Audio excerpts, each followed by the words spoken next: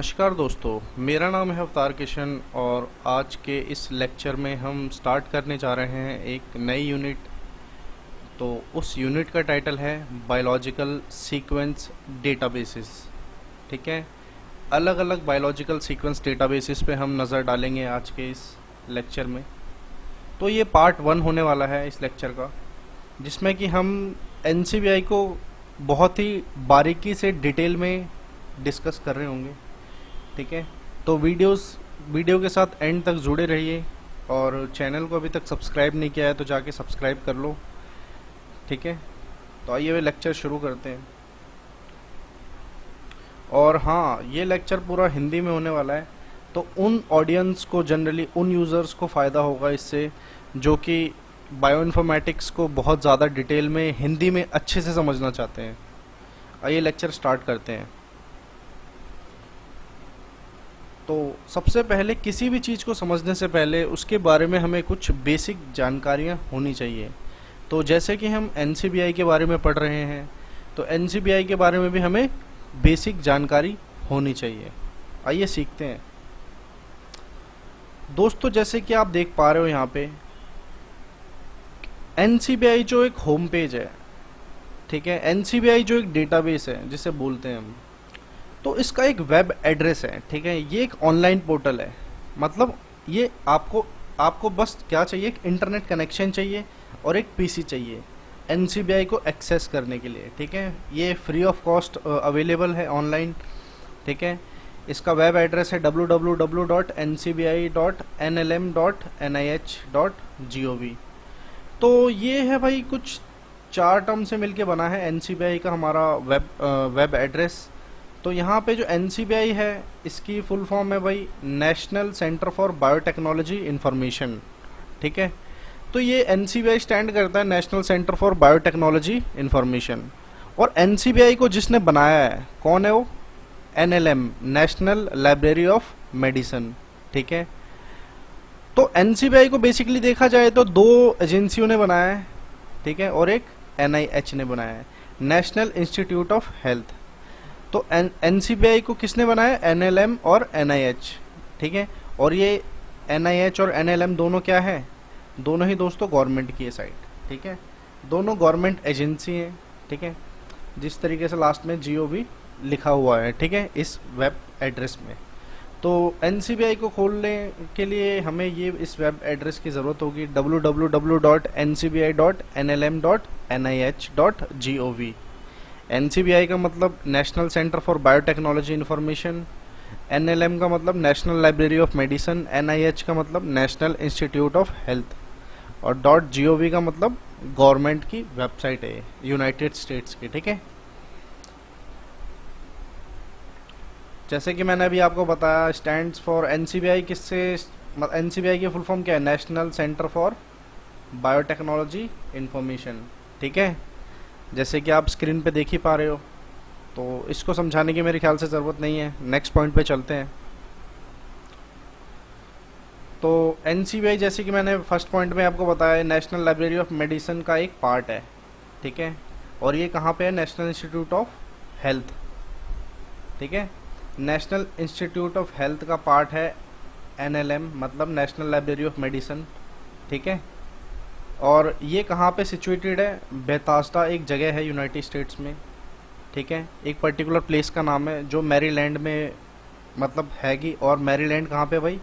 USA में। ठीक है, तो इस तरीके से एनसीबीआई जो है कहाँ पे सिचुएटेड है? एनसीबीआई का एक्चुअली एड्रेस है तो बेथास्डा, मैरीलैंड। ठीक है, और ये यूनाइटेड स्टेट्स में है। ठीक है, तो यूएसए की गवर्नमेंट की फंडेड वेबसाइट है, ये फंडेड डेटाबेस कह सकते हो इसे। ठीक है, तो चलते हैं नेक्स्ट पॉइंट पे। 1988 में इसका विकास हुआ था, मतलब बनाया था इसको 1988 में। दोस्तों मैंने एक जनरल वीडियो भी बना रखी है, bioinformatics lecture series in Hindi वाली, आप वीडियोस देख लो, उसमें आपको हिस्ट्री के बारे में पता चल जाएगा। ठीक है, एनसीबीआई को किस किस लोगों ने बताया, मैंने सब उसमें अच्छे से डिस्कस कर रखा है। ठीक है, तो उसको भी देख लो। अगर ये देखनी है डिटेल में, अगर नॉलेज चाहिए तो डिटेल में आप इस वीडियो को देखिए। ठीक है, तो स्टेब्लिश्ड हुई थी 1988 में, जैसे कि आप देख पा रहे हो डेट। ठीक है, एनसीबीआई 1988 में डिस्कवर हुई थी। अब एनसीबीआई का एम क्या है, मतलब इसका बेसिक टारगेट क्या है, जैसे हम एम बोलते हैं ना, तो इसका बेसिक एक्चुअल में टारगेट क्या है एनसीबीआई का। तो एनसीबीआई का जो बेसिक टारगेट ये है, एक पब्लिक डेटाबेस बनाना है, ठीक है। मतलब अभी भी ये इनका एक ही एम रहता है कि एक ऐसा पब्लिक डेटाबेस होना चाहिए जिससे कि लोगों को एक तो फ्री नॉलेज मिल सके, बायोमेडिकल जर्नल्स, बायोलॉजिकल नॉलेज जितने भी हो वो सारी अवेलेबल हो सके, ठीक है। और दूसरी चीज़, वो फ्री ऑफ कॉस्ट हो। बस उसको एक्सेस करने के लिए आपको क्या चाहिए दोस्तों, एक इंटरनेट कनेक्शन चाहिए बस, ठीक है। तो उसके द्वारा आप आसानी से एक्सेस कर सकते हो। और इसका दूसरा टारगेट ये है कि ये सॉफ्टवेयर टूल्स बनाते हैं, ठीक है। एनसीबीआई ने सॉफ्टवेयर टूल्स बना रखे हैं कई, और कई सारे ये रिसर्च भी कर रहे हैं जो इन पे काम कर रहे हैं, रिसर्च टूल्स पे। कंप्यूटेशनल टूल्स जनरली हमारे हो गए, जैसे कि ब्लास्ट, फास्टा वगैरह, ये सब बहुत सारे टूल्स हैं, उनके बारे में भी हम बात करेंगे आगे लेक्चर में, ठीक है। तो जैसे कि मैंने टूल्स के भी नाम बता रखे, सीक्वेंस एनालिसिस, सीक्वेंस को एनालाइज करना अलग अलग तरीके से, ठीक है, मल्टीपल सीक्वेंस अलाइनमेंट करके, फाइलोजेनेटिक ट्री बना के। फाइलोजेनेटिक ट्री का भी मेरा एक प्रैक्टिकल मैंने अपलोड कर दिया है, आप देख लीजिएगा जाके। और कई सारी बायोमेडिकल इंफॉर्मेशन प्रोवाइड करने के लिए इनका एक एम है, ठीक है। ये एक्चुअली में पब्लिक डेटाबेस बनाया है इन्होंने एनसीबीआई वालों का, और ये इनका एक टारगेट ये भी है कि हर एक बंदे को free of cost biomedical information provide करवानी है। जनरली कौन से लोग हैं, ये जो रिसर्चर्स हैं, साइंटिस्ट हैं, इन लोगों को जो मटेरियल चाहिए होता है वो सब biomedical literature, material, experiments, detail, जितनी भी सब चीज़ें चाहिए होती है वो NCBI free of cost provide करवाता है, ठीक है। और कंप्यूटेशनल बायोलॉजी के भी कई सारे टूल्स यहाँ पे अवेलेबल हैं, ठीक है। और कह सकते हो एक नई बायोइन्फॉर्मेटिक्स ब्रांच को भी इसने इवॉल्व कर दिया है। तो जैसे कि मैं खुद भी एज अ बायोइन्फॉर्मेटिशियन हूँ, और बायोइन्फॉर्मेटिक्स एक नई इमर्जिंग डिसिप्लिन एनसीबीआई के आने के बाद ही बहुत ज़्यादा पॉपुलर भी हुई है। अब कुछ रोल्स की बात करते हैं, एनसीबीआई के रोल्स क्या क्या हैं, कि भाई एनसीबीआई का इस्तेमाल कहाँ कहाँ है, इसने कहाँ कहाँ अपना बहुत फ़ायदा दिखाया है। तो इन सब चीज़ों के बारे में इसमें बात करेंगे इस स्लाइड में, ठीक है। तो अब ऐसा है कि एनसीबीआई है ना, जो ये एक अकेला डेटाबेस कह सकते हो, एक अकेला डेटाबेस है। लेकिन मैं आपको एक सिंपल एग्जांपल बताता हूँ। जिस तरीके से हमारा गूगल है ना, गूगल, तो होता क्या है भाई, गूगल क्या एक सर्च इंजन है, ठीक है। इसी तरीके से एनसीबीआई एक कह सकते हो, अब गूगल में आप कोई भी चीज़ सर्च करते हो वो सबके रिजल्ट क्या करता है, दिखा देता है ना। आपको मान लो कोई कार की फ़ोटो चाहिए, तो आप कार की फ़ोटो का मतलब कार का नाम टाइप करते हो, फिर उसी के अकॉर्डिंग वो आपको रिजल्ट्स डिस्प्ले करवा देता है कि भाई ये कार ऐसी ऐसी है, इसके कलर अलग अलग वेरिएंट्स हैं, तो अलग अलग चीज़ें उस कार के बारे में भी बताता है और उसकी पिक्चर्स भी दिखाता है, तो कई सारी चीज़ दिखाता है, ठीक है। तो एनसीबीआई ये कह सकते हो भाई, आपकी एनसीबीआई एक स्पेशल रोल प्ले करता है, एक इंटरफेस है, ठीक है, जो कर क्या रहा है एक्चुअली, बहुत सारे डेटाबेसेस को संभालने का काम है इसका, ठीक है।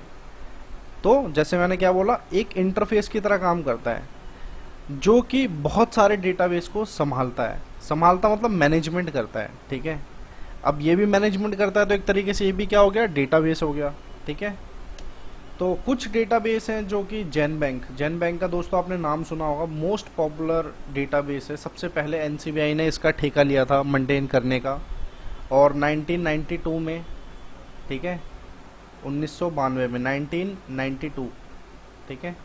तो 1992 में सबसे पहले एनसीबीआई ने ही जैन बैंक को मेंटेन करने का फैसला किया था, जो कि एक न्यूक्लिक एसिड सीक्वेंस डेटाबेस है, ठीक है।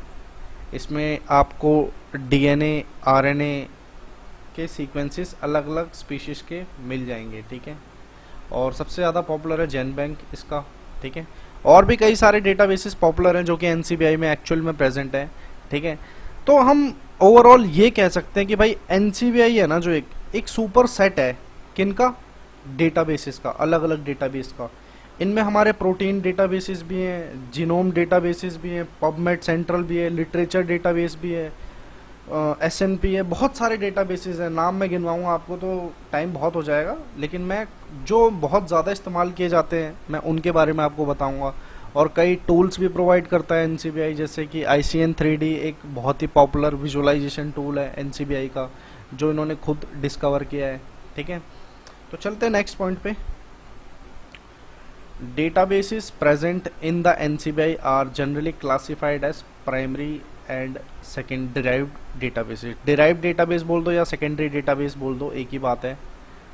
तो दोस्तों ये समझते हैं प्राइमरी और डिराइव्ड डेटाबेस में एक्चुअली में फ़र्क क्या है। तो भाई हमें ये समझ, जैसे मैंने अभी आपको पहले पॉइंट में बताया कि एनसीबीआई क्या है, एक सुपर सेट है। ठीक है, किनका, डेटाबेसेस का, अलग अलग डेटाबेसेस इसमें प्रेजेंट है।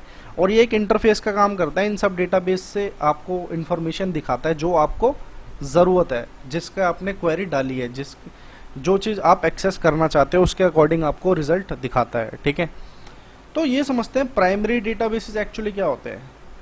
दोस्तों मेरी एक वीडियो है वैसे तो प्राइमरी डेटाबेस के ऊपर पूरी, आप उसको जाके देख सकते हो, लेकिन मैं यहाँ पे भी आपको बता दूँ दोस्तों, कभी भी अगर हम मैन्युअली कोई काम करते हैं, एक्सपेरिमेंट कर लिया हमने, सर्वे कर लिया, तो वहाँ से जो हमारा डेटा जनरेट होता है वो क्या होता है दोस्तों, हमारा प्राइमरी डेटा होता है।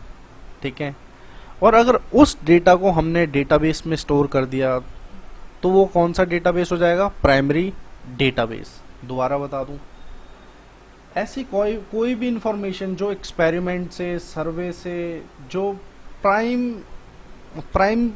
एज अ प्राइम नॉलेज हो। ठीक है, तो एक्सपेरिमेंट जनरली आप ये मान सकते हो कोई भी इंफॉर्मेशन जो कि एक्सपेरिमेंट से इवॉल्व हुई है, सॉरी, एक्सपेरिमेंट से कोई भी इंफॉर्मेशन निकली है, उसे हमने क्या करा, एक डेटाबेस में स्टोर कर दिया। तो वो डेटाबेस कौन सा, डेटाबेस क्या कहलाया जाएगा, प्राइमरी डेटाबेस। क्योंकि एक्सपेरिमेंट से जो डेटा हमारा जनरली निकलता है वो क्या होता है, हमारा प्राइमरी डेटा होता है। ठीक है, इसी तरीके सर्वे जैसे लोग करते हैं कई सारे, ठीक है, वो भी एक तरीके का, उससे जो हमारा डेटा आता है वो भी प्राइमरी डेटा होता है। अब इस प्राइमरी डेटा को हमने क्या करा, इस पे हमने एल्गोरिदम लगा दी। ठीक है, इस पे हमने एल्गोरिदम लगा दी और कई सारे फिल्टर लगा दिए और भी कई सारे कंप्यूटेशनल मेथड्स, टूल्स लगा दिए। ठीक है, तो उससे क्या होता है कि भाई हमारा सेकेंडरी डेटा आता है। ठीक है, जिसको 2 डिग्री डेटा भी बोलते हैं, सेकेंडरी डेटा। और अगर इस डेटा को हम डेटाबेस में स्टोर कर दें तो डेटाबेस को क्या कहलाया जाएगा, सेकेंडरी डेटाबेस। लेकिन यहाँ पे हम एज अ बायोइन्फॉर्मेटिशियंस की नज़रों से इन सब चीज़ों को पढ़ रहे हैं, तो जनरली जितने भी डेटाबेसेस होंगे सारे क्या होंगे दोस्तों, बायोलॉजिकल डेटाबेसेस होंगे, क्योंकि यहाँ पे मॉलिक्यूलर बायोलॉजी से रिलेटेड सारी इंफॉर्मेशन हमारी होगी। ठीक है, तो डिराइव्ड डेटाबेस एक्चुअली में कहाँ से जनरेट हुए हैं, प्राइमरी डेटाबेस से ही जनरेट हुए हैं, थोड़ी सी एल्गोरिदम लगा के और भी कई सारे कंप्यूटेशनल टूल लगा के।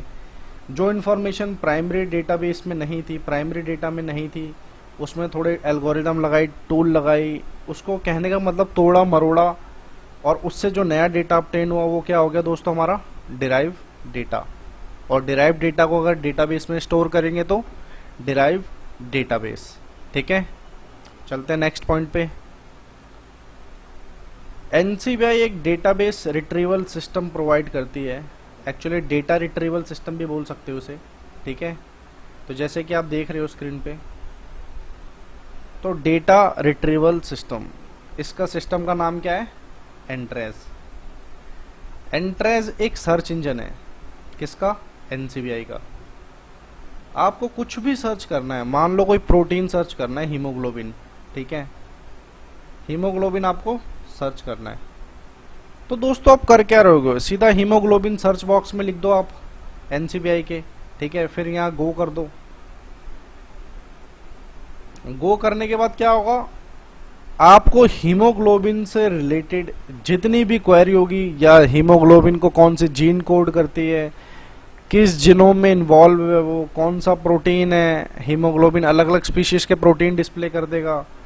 और कई सारी चीज़ें उससे रिलेटेड जितने भी आर्टिकल्स होंगे, लिटरेचर होंगे, रिसर्चेज होंगी, सब कुछ क्या कर देगा, आपको डिस्प्ले करवा देगा हीमोग्लोबिन से रिलेटेड। तो एंट्रेस एक्चुअली गूगल की तरह ही काम करता है, जैसे कि मैंने बताया एक इंटरफेस की तरह काम करता है, जो कि जैसे मैंने कोई चीज़ सर्च करी तो एक डेटाबेस से थोड़ी जानकारी हीमोग्लोबिन की ले लेगा, दूसरे प्रोटीन डेटाबेस से भी ले लेगा, जीनोम डेटाबेस से भी ले लेगा, जैसे जेन बैंक से ले लेगा थोड़ी जानकारी, पबमेड से ले लेगा थोड़ी जानकारी, और उन सारी जानकारियों को, डिटेल्स को एक पेज पे डिस्प्ले करवा देगा, और यूज़र को जौन सी चीज़ चाहिए होगी वो चीज़ वहाँ से वो एक्सेस कर सकता है, अलग अलग लिंक प्रोवाइड करवा देता है। ठीक है, तो यही है एंट्रेस। एंट्रेस के ऊपर भी मैंने एक डिटेल वीडियो बनाई है, आप उसे जाके देख सकते हैं। ठीक है, वैसे इस वीडियो में हम बहुत बारीकी से एंट्रेस को पढ़ेंगे, ठीक है, बहुत डिटेल में। तो चलते हैं नेक्स्ट पॉइंट पे। तो एक डेटाबेस रिट्रीवल सिस्टम है ये, ठीक है, और इसमें हाँ एक चीज़ और है कि एंट्रेंस में हम कोई भी चीज़ सर्च करते हैं ना, वो हमेशा generally most of the cheese text की फॉर्म में सर्च करते हैं, मतलब कुछ लिख के ही सर्च करते हैं टेक्स्ट की फॉर्म में। ठीक है, आई होप आपको ये समझ में आ रहा होगा। ठीक है, चलते हैं नेक्स्ट पॉइंट की तरफ। Provides computational tool for the analysis of variety of biological data. अब भाई एनसीबीआई का एक रोल ये भी है कि भाई ये कंप्यूटेशनल टूल्स प्रोवाइड करता है for the analysis of variety of biological data. कई तरीके के बायोलॉजिकल डेटा होते हैं हमारे, सीक्वेंस में भी होते हैं, स्ट्रक्चर में भी होते हैं, ठीक है, और भी कई सारे फॉर्मेट में भी होते हैं हमारे डेटा, अलग अलग टाइप में होते हैं हमारे बायोलॉजिकल डेटा। जो जनरली हमारे बायोलॉजिकल डेटा होते हैं वो स्ट्रक्चर की फॉर्म में होते हैं, मतलब 3D फॉर्म में होते हैं, और 2D फॉर्म में। जो 2D फॉर्म होती है उसमें हमारे सीक्वेंसेस होते हैं, जिसमें न्यूक्लियोटाइड सीक्वेंस हो गए हमारे डीएनए और आरएनए। ठीक है, जैसे कि मैंने आपको बताया डीएनए या आरएनए हमारे न्यूक्लियोटाइड सीक्वेंसेस हो गए, और इस तरीके से प्रोटीन हमारा एक तरीके का और सीक्वेंस हो गया। ठीक है, तो ये न्यूक्लियोटाइड सीक्वेंस हो गया, प्रोटीन हमारे प्रोटीन सीक्वेंस हो गए। ठीक है, तो इस तरीके से कई सारे बायोलॉजिकल डेटा हमारे हो सकते हैं पॉसिबल। तो उनको एनालाइज करने के लिए, उनमें से और डिटेल निकालने के लिए, उनको अच्छे से स्टडी करने के लिए कंप्यूटेशनल टूल्स प्रोवाइड करता है कौन, एनसीबीआई। ठीक है, जैसे कि हम एनसीबीआई के बारे में पढ़ रहे हैं, अभी रोल्स पढ़ रहे हैं हम एनसीबीआई में। तो जैसे कि मैंने आपको बताया कि स्टार्टिंग में कि हम बहुत ही बारीकी से एनसीबीआई को एलेबरेट करेंगे, ठीक है, और बहुत ही बारीकी से इसको स्टडी करेंगे। ठीक है, चलते हैं नेक्स्ट पॉइंट पे। तो दोस्तों जैसे कि हमने सेकंड पॉइंट में डिस्कस किया था कि प्राइमरी और डिराइव्ड डेटाबेस, ठीक है, तो उसी का एक्चुअली में ये है टेबल। तो करते हैं इसको कि प्राइमरी डेटाबेस और सेकेंडरी डेटाबेस में एक्चुअली में फ़र्क क्या क्या है, किस किस टाइप के होते हैं ये। ठीक है, तो चलिए देखते हैं। जैसे कि मैंने बताया जो रिसर्चर्स होते हैं, ओरिजिनल डेटा जो होता है हमारा एक्सपेरिमेंट से आता है, जिनको हमारे रिसर्चर्स होते हैं वो प्रैक्टिस करते हैं, उनसे वो जो डेटा निकालते हैं लैब से, ठीक है, टन्स एंड टन्स अमाउंट में, तो वही डेटा क्या होता है भाई, सबमिट होता है एज अ प्राइमरी। वही डेटा डेटाबेस में सबमिट होता है, तो उस डेटाबेस को क्या बोलते हैं दोस्तों, प्राइमरी डेटाबेस। ठीक है, इसी तरीके से जैसे कि मैंने बताया सेकेंडरी डेटाबेस या डिराइव्ड डेटाबेस इसे बोलते हैं। ठीक है, तो ये किससे बना है, एक्चुअली प्राइमरी डेटाबेस से ही बना है, तो प्राइमरी डेटाबेस है एक्चुअली। ठीक है, तो सेकेंडरी डेटा कहाँ से आया है, सेकेंडरी डेटा हमारा प्राइमरी डेटा से आया है, और सेकेंडरी डेटाबेस कहाँ से इवॉल्व हुआ है, सेकेंडरी डेटाबेस हमारा प्राइमरी डेटाबेस से इवॉल्व हुआ है। ठीक है, कैसे इवॉल्व हुआ है, इस पे कई सारे हमने एल्गोरिदम्स लगाई हैं, कंप्यूटेशनल टूल्स लगाए हैं, जिससे कि जो इन्फॉर्मेशन प्राइमरी में नहीं थी वो सेकेंडरी में है। ठीक है, तो दोस्तों एक चीज़ और बता दूं मैं आपको, जो डिटेल प्राइमरी में होती है हमारी वो सेकेंडरी में तो होती है, प्लस उसके साथ एडिशनल इन्फॉर्मेशन भी होती है। ठीक है, वही सेकेंडरी डेटाबेस होता है हमारा। ठीक है, खैर चलते हैं नेक्स्ट पॉइंट पे। Content controlled by सबमिटर। दोस्तों जैसे कि सबमिटर वो व्यक्ति होता है, जैसे जो बंदा रिसर्च कर रहा है, एक्सपेरिमेंट कर रहा है, और जिसको रिजल्ट में कुछ आउटपुट ऑब्टेन्ड हुआ है। मान लो किसी ने क्रोमेटोग्राफी करी, ठीक है, प्रोटीन्स की क्रोमेटोग्राफी करी, उसको देखा, चेक किया, अमीनो एसिड सीक्वेंस कुछ आया होगा। तो जिस बंदे ने एक्सपेरिमेंट को प्रैक्टिस किया है वो क्या है, सबमिटर है, ठीक है। और वही डेटा क्या करेगा, स्टोर कर रहा होगा डेटाबेस के अंदर। तो वो क्या हो गया दोस्तों, एक तरीके से सबमिटर का रोल प्ले कर रहा है, ठीक है। उसने सबमिट करा है एक्चुअली में, डेटा को जमा किया है डेटाबेस के अंदर, ठीक है। अब यहाँ पे बोला जाता है content controlled by third party. Derive database में थर्ड पार्टी यहाँ कौन है, एनसीबीआई है, ठीक है। तो थर्ड पार्टी बहुत ही इंटरेस्टिंग चीज़ है। अब भाई यहाँ से सबमिटर ने मान लो कोई डेटा सबमिट किया, किसमें, एनसीबीआई में, ठीक है। तो वो तो सबमिटर हो गया, ठीक है। तो सबमिटर ने जब सबमिट किया होगा, ठीक है, क्या, कोई भी डेटा, प्राइमरी डेटा, कोई भी डेटा हो सकता है वो, ठीक है, डेटाबेस के अंदर जमा किया होगा, तो उसको एक क्या मिलेगी, यूनिक आईडी मिलेगी, जिसको हम बोलते हैं एक्सेशन आईडी या एक्सेशन नंबर, ठीक है। हम पढ़ते हैं ना एक्सेशन नंबर के बारे में या एक्सेशन आईडी। तो एक यूनिक आईडी होती है, वो जब सबमिट करते हैं कोई भी डेटा, तो उसको सबमिट करने के बाद एक यूनिक कोड जनरेट होता है, उसी को हम एक्सेशन नंबर बोलते हैं, एक्सेशन आईडी, ठीक है, या तो एंट्री नंबर भी बोलते हैं कभी कभी उसे। तो थर्ड पार्टी यहाँ पे क्या है, एनसीबीआई। मतलब जब भी हम सर्च करेंगे तो एनसीबीआई हमारे टेक्स्ट के अकॉर्डिंग, जो हमने टाइप किया है, जो हम सर्च करना चाहते हैं, उसके अकॉर्डिंग हमें सारी डिटेल क्या करेगा, डिस्प्ले करेगा, ठीक है, चीज़ों के अनुसार। ये नहीं कि जब हमें ज़रूरत ना हो जब भी डिस्प्ले करवा दे, नहीं, ठीक है। तो ये होता है एक थर्ड पार्टी का रोल, ठीक है।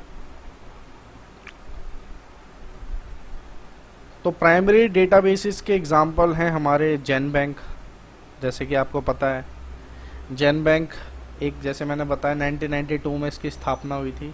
मतलब स्थापना तो पहले हो चुकी थी, सॉरी, लेकिन 1992 में एनसीबीआई ने जैन बैंक को संभालने का ठेका ले लिया था। जैन बैंक एक न्यूक्लिक एसिड सीक्वेंस डेटाबेस है, जहाँ पे आपको न्यूक्लियोटाइड सीक्वेंसेस मिल जाएंगे, डीएनए आरएनए के, ठीक है। इसी तरीके से दूसरा है एसएनपी, जैसे कि आप देख पा रहे हो एसएनपी है सिंगल न्यूक्लियोटाइड पॉलीमॉर्फिज्म, ठीक है। जीईओ इसी तरीके से जीन एक्सप्रेशन ओमनिबस, और ये सबसे ज़्यादा मेन है। अब आने वाले डे टू डे में क्या हो रहा है, डेली नए नए टूल्स, नए नए डेटाबेसेस कंस्ट्रक्ट हो रहे हैं, और वो भी कई सारे डेटाबेसेस क्या होते हैं हमारे एनसीबीआई से कभी कभी कनेक्ट हो जाते हैं, ठीक है। तो उसको भी हम कंसिडर कर सकते हैं, लेकिन जो एनसीबीआई के अंदर प्रेजेंट है और वो जो कि प्राइमरी है, तो वो यही है, ठीक है। सेकेंडरी डेटाबेस है रेफसेक, रेफरेंस सीक्वेंशियल, ठीक है, referential single nucleotide polymorphism, gene expression omnibus, data sets, ठीक है, यूनिजीन, टीपीए इसी तरीके से, NCBI protein structure database, CDD है, ठीक है। तो बहुत सारे हैं, ठीक है। ये तो हमने मेजरली बताया जो जो जनरली यूज होते हैं, ठीक है। अब आते हैं मेन एनसीबीआई पे, ठीक है। हमें बेसिकली पढ़ना क्या है एनसीबीआई में, जो मेन कंटेंट है हमारा। तो जैसे कि मैंने बोला, हम बहुत ही डिटेल में बारीकी से एनसीबीआई को पढ़ने वाले हैं, ठीक है। तो एनसीबीआई जनरली इंटीग्रेशन करके देखें सब चीज़ का, तो एनसीबीआई ने हमें क्या प्रोवाइड किया, एक तो डेटाबेसेस, ठीक है, और दूसरा हमें एनसीबीआई ने हमें टूल्स प्रोवाइड किए हैं, अलग अलग टूल्स। एक तो डेटाबेसेस प्रोवाइड किए हैं और टूल्स प्रोवाइड किए हैं। टूल्स जनरली हमारे कंप्यूटेशनल टूल्स की बात हो रही है, और भी कई सारे टूल्स जिनसे हम रिज़ल्ट अपने प्रिडिक्ट करते हैं। तो वो सारी चीज़ें हमें डिस्प्ले करी है किसने, एनसीबीआई ने, ठीक है। तो एक एक करके पढ़ते हैं दोनों को, कि एक्चुअल में देखना है हमें डेटाबेसेस में हमारे क्या क्या आते हैं। तो जैसे कि डेटाबेसेस में हमारे सबसे पहला हो सकता है हमारा न्यूक्लियोटाइड डेटाबेस, जिसके अंदर जैसे हमारा जैन बैंक था, इसमें हमारे डीएनए और आरएनए के प्रोटीन, डीएनए सॉरी और आरएनए के सीक्वेंसेस मिल जाएंगे अलग अलग स्पीशीज़ के, ठीक है। और उनके बारे में कई सारी डिटेल्स मिल जाएंगी। अलग अलग स्पीशीज़, बहुत सारी स्पीशीज़ के प्रेजेंट होते हैं, ठीक है। वैसे एक न्यूक्लियोटाइड डेटाबेस EMBL भी माना जाता है, यूरोपियन मॉलिकुलर बायोलॉजी लेबोरेटरी का। लेकिन यहाँ पे हम NCBI की बात कर रहे हैं, तो जितने भी डेटाबेस जो NCBI में होंगे बस उनकी ही बात करेंगे। तो NCBI का कौन सा था? जेनबैंक, ठीक है, जेनबैंक, ठीक है। नेक्स्ट डेटाबेस पे चलते हैं। तो नेक्स्ट डेटाबेस जो NCBI प्रोवाइड करता है वो है literature database. Literature database generally literature material, पढ़ने वाला जो मटेरियल होता है वो प्रोवाइड करता है। तो NCBI लिटरेचर मटेरियल प्रोवाइड करता है, जैसे कि पबमेड हो गया, ठीक है, पबमेड, PMC, पबमेड सेंट्रल हो गया, और भी बहुत सारे हैं। पबमेड ने अपने एक ब्रांच बना ली है, बहुत अलग अलग तरीके के डेटा हैं, millions and millions of data इसमें स्टोर्ड है। रिसर्च पेपर हैं, साइंटिफिक जर्नल्स हैं, एब्स्ट्रैक्ट्स हैं, साइटेशंस हैं, ठीक है, बहुत सारी चीज़ें हैं। तो लिटरेचर डेटाबेसेस में जनरली ये आते हैं, ठीक है, जो कि NCBI प्रोवाइड करता है, ठीक है। और एज अ बायोइन्फॉर्मेटिशियन के लिए बहुत ज़रूरी है न्यूक्लियोटाइड डेटाबेस भी होना चाहिए। लिटरेचर डेटाबेस पे अगर सिंगल में होता है तो ये एक इस तरीके की चीज़ है, एक इजी रिट्रीवल मिल जाता है आपको। आपको क्या है कि वेब एड्रेस बदलने की ज़रूरत नहीं पड़ेगी, आपको अलग अलग सोर्सेज पर भागने की ज़रूरत नहीं पड़ेगी। आपको एक ही NCBI पोर्टल पे ही सब कुछ available, approximation 60 to 70% data available हो जाता है, ठीक है, जो आप एक्सेस करना चाहते हो। तीसरा है भाई प्रोटीन डेटाबेस। तो NCBI हमें प्रोटीन डेटाबेस भी अवेलेबल करवाती है, एक स्पेशल, ठीक है, प्रोटीन डेटाबेस। तो प्रोटीन डेटाबेस में जनरली हमारे प्रोटीन सीक्वेंसेस होते हैं। प्रोटीन्स वो होते हैं जो कि भाई अमीनो एसिड्स के सीक्वेंस होते हैं, बिल्डिंग ब्लॉक्स होते हैं अमीनो एसिड्स के, ठीक है। तो प्रोटीन डेटाबेस भी हमें प्रोवाइड करता है NCBI, और एक तरीके का ये डेटाबेस भी है। एक्सप्रेशन डेटाबेस है एक, ठीक है, expression, gene expression organisation, gene expression data में ये सब एक्सप्रेशन डेटाबेस में ये सब डेटा आते हैं, ठीक है, जीन एक्सप्रेशन डेटा जनरली। तो NCBI ये भी प्रोवाइड करता है। लेकिन सबसे ज़्यादा जो यूज़र का एक्सेस है, एक तो प्राइमरी डेटाबेसिस पे होता है, लिटरेचर पे होता है, और न्यूक्लियोटाइड डेटाबेसिस पे होता है, ठीक है। सबसे ज़्यादा जो NCBI को इस्तेमाल किया जाता है, इन जनरली 3 डेटाबेसिस को बहुत ज़्यादा एक टन एंड टन अमाउंट में यूज़ किया जाता है, ठीक है। अगला है भाई स्ट्रक्चर डेटाबेस। स्ट्रक्चर डेटाबेस के लिए भी ज़्यादा यूज़ नहीं किया जाता NCBI को, लेकिन मैं ये नहीं कह रहा कि आप यूज़ नहीं कर सकते। अगर आपको कोई स्ट्रक्चर चाहिए तो आप उसे स्ट्रक्चर डेटाबेस को भी NCBI के यूज़ कर सकते हो। इसमें भी आपको कई सारे स्ट्रक्चर्स प्रोवाइड हो जाएंगे। लेकिन मोस्ट पॉपुलर जो स्ट्रक्चर डेटाबेस है वो है PDB, प्रोटीन डेटा बैंक, जिसको बनाया है किसने भाई? आंसर कमेंट में लिख के बताना। वैसे मैं बता देता हूँ, RCSB ने बनाया है, रिसर्च कोलाबोरेटरी फॉर स्ट्रक्चरल बायोलॉजी। और इसमें जो जितनी भी डिटेल्स हैं हमारी, वैसे मैंने इस पर एक वीडियो बना रखी है PDB पे, आप देखना, आपको मिल जाएगा, जी अकेडमी के नाम से सर्च करना PDB। तो PDB RCSB ने इसको बनाया। इसमें जो डेटा है हमारा जनरली एक्सरे क्रिस्टलोग्राफी है, 3 कोऑर्डिनेट डेटा है, 3 डायमेंशनल डेटा है, ठीक है। और PDB अपना एक स्पेशल व्यूअर भी है इनका, एक रैसमोल, ठीक है, तो प्रोवाइड करती है अपना एक structure viewer software online provide करती है, टूल प्रोवाइड करती है। लेकिन NCBI भी करता है। NCBI का जो टूल है उसका नाम है ICN 3D। तो NCBI में जनरली लोग केमिस्ट्री के जो मॉलिक्यूल्स कंपाउंड्स होते हैं वो सबसे ज़्यादा सर्च करते हैं। लेकिन जो मैक्रो मॉलिकुलर स्ट्रक्चर होता है उसके लिए सबसे ज़्यादा पॉपुलर हमारा प्रोटीन डेटा बैंक ही है, ठीक है। और है जैसे नेक्स्ट है केमिकल डेटाबेस भी प्रोवाइड करता है, जैसे पबकेम हो गया, मोस्ट पॉपुलर है NCBI का, तो वो एक केमिकल डेटाबेस है, ठीक है। तो NCBI केमिकल डेटाबेस को भी प्रोवाइड करता है। और भी अदर बहुत सारे डेटाबेसेस है जो NCBI प्रोवाइड करता है, लेकिन अगर हम यहाँ लिखते तो ये पूरा पेज भर जाता और बहुत ही देखने में बहुत बुरा लगता, ठीक है। तो अलग अलग और भी कई सारे डेटाबेसेस है, जैसे जीन डेटाबेस, जीनोम डेटाबेस, ठीक है, और भी बहुत सारे डेटाबेस हैं। वायरस के डेटाबेस भी आजकल आ रहे हैं इसमें, तो बहुत सारी चीज़ें हैं, ठीक है। अब आते हैं टूल्स पे, ठीक है। तो टूल्स कौन कौन से NCBI जनरली प्रोवाइड करता है हमें? तो सबसे पहला तो है डेटाबेस रिट्रीवल टूल, ठीक है। तो डेटाबेस रिट्रीवल टूल है जो अभी हमने पढ़ा ना पीछे, एंट्रेज। एंट्रेज एक डेटाबेस रिट्रीवल टूल है, किसका? एनसीबीआई का खुद का बनाया हुआ एक सर्च इंजन है, जिसमें जनरली सबसे ज़्यादा लोग टेक्स्ट बेस्ड सर्च परफॉर्म करते हैं और उससे डेटा रिट्रीव करते हैं। और दोस्तों सबसे ज़्यादा जो डेटा रिट्रीव होता है वो सीक्वेंस डेटा रिट्रीव करते हैं लोग एनसीबीआई से, और सीक्वेंस डेटा भी जनरली फास्टा फॉर्मेट में बहुत ज़्यादा रिट्रीव किया जाता है। जस्ट एज अ नॉलेज मैं आपको बता रहा हूँ, FASTA format world wide universally accepted format है, ठीक है। मोर देन 1 सीक्वेंसेस एक टाइम पे स्टोर किए जा सकते हैं, ठीक है।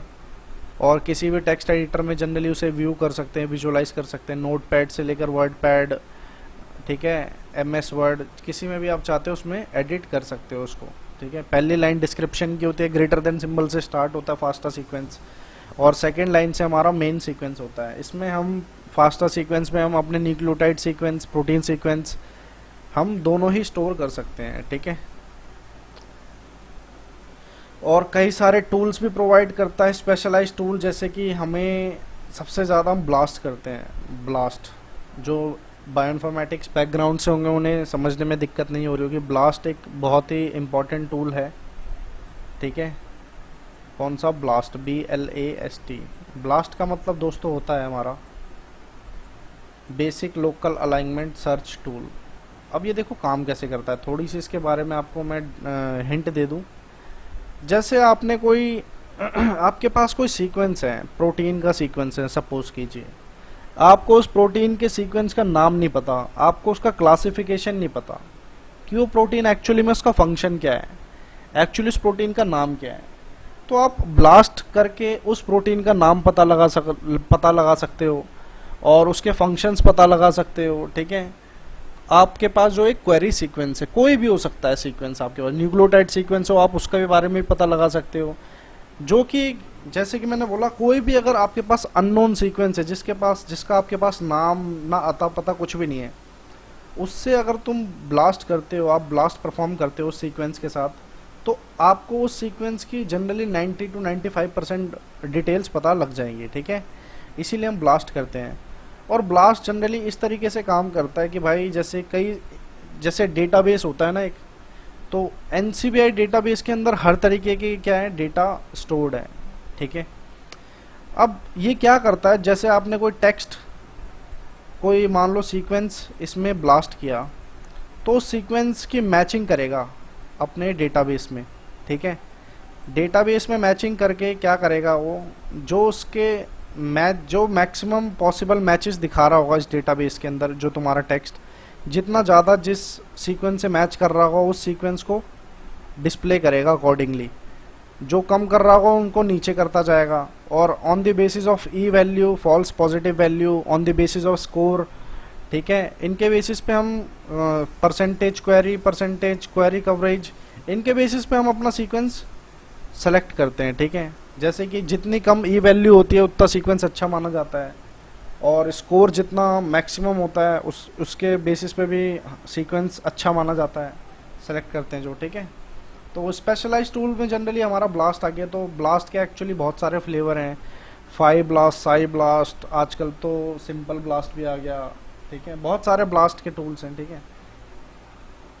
तो इनके बारे में भी एक डिटेल में बात करेंगे आने वाली वीडियो में, ठीक है। तो एनसीबीआई को जैसे मैंने बोला डिटेल में हम बारीकी से पढ़ेंगे, तो एक एक चीज़ आपको बताऊंगा इसके बारे में, ठीक है।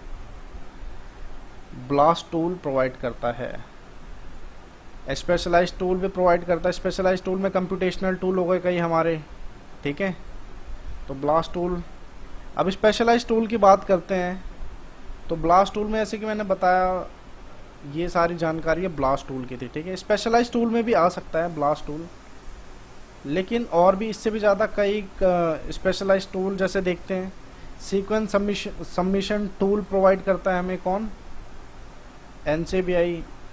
मतलब जो आप सीक्वेंस सबमिट करना चाहते हो उसके लिए भी एक स्पेशलाइज्ड टूल है जिसका नाम है बैंकिट और सीक्वेंस, ठीक है। दूसरा है ORF फाइंडर, ये भी एक स्पेशल टूल है। जैसे में ORF होता है ओपन रीडिंग फ्रेम, तो ORF आप जनरली 6 ORF होते हैं किसी भी सीक्वेंस में, मैक्सिमम पॉसिबल जो होते हैं 6 होते हैं। तो ORF भी आप डिटरमाइन कर सकते हो, ठीक है, किसी भी न्यूक्लियोटाइड सीक्वेंस में, ठीक। तो ORF फाइंडर भी एक टूल है एज आ NCBI ने जिसे प्रोवाइड कर रखा है। EPCR पॉलीमरेज चेन रिएक्शन, लेकिन ये इलेक्ट्रॉनिक फॉर्म में है, ठीक है। स्पाइडे भी इस तरीके से एक स्पेशलाइज टूल है, ठीक है। तो दोस्तों आज के लेक्चर में बस इतना ही। आने वाला जो भी मटेरियल है मैं आपको वीडियोस में देता जाऊंगा और कोशिश करूंगा बेस्ट टू बेस्ट एक्सप्लेनेशन देने की। तो जुड़े रहिए जी एकेडमी से और चैनल को सब्सक्राइब किए बिना मत जाना। और अगर वीडियो अच्छा लगा है तो लाइक बटन दबा देना। और हाँ, NCBI को लेकर कोई भी दिक्कत हो, कोई भी क्वेरी हो, कोई भी क्वेश्चन हो मन में, तो कमेंट में ज़रूर बताना। और हाँ, वीडियो कैसा लगा हो ये भी कमेंट में ज़रूर बताना। तो थैंक्स फॉर वॉचिंग। तो don't forget to subscribe, like share and subscribe कर देना, शेयर भी कर देना जिन लोगों को इसकी ज़रूरत हो। डेटाबेसेस जो समझना चाहते हो बायोइन्फॉर्मेटिक्स को जनरली हिंदी में, तो उनको भी आप शेयर कर देना, ठीक है। Thanks for watching.